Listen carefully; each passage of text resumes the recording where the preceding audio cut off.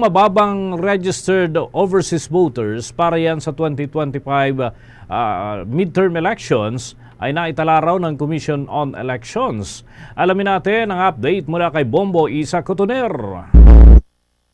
Ipinahayag ni Commission on Elections Chairman George Erwin Garcia na mababa ang 1.2 million registered overseas voters na naitala ng komisyon para sa national at local elections sa susunod na taon. Ito'y kumpara sa 1.6 million na naitala ng poll body noong 2022 presidential elections. Dagdag pa ni Garcia na kapag nasubukan na anya ng mga Pilipino sa ibang bansa ang kakayahan ng internet voting ay mas mahihikayat pa sila na magrehistro naman bilang botante sa susunod na 2028 presidential elections. Napakababa, sobrang napakababa.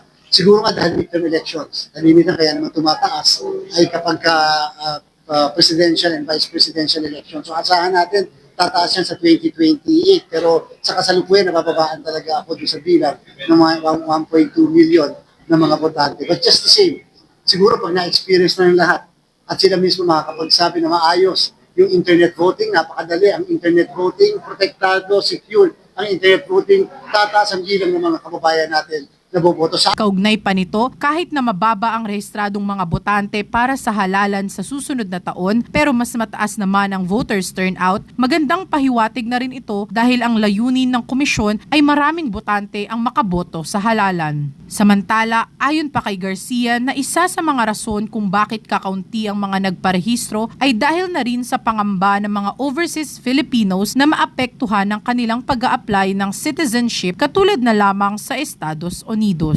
Sa Asia kasi talaga, sa Middle East, ang mataas siyempre sa Hong Kong, Singapore, and then certain parts of Middle East, Dubai, napakatataas ng presensya ng mga Pilipino. At kung titingnan natin, yung mga lugar na mukhang hindi nag-a-apply ng dual citizenship yung mga Pilipino.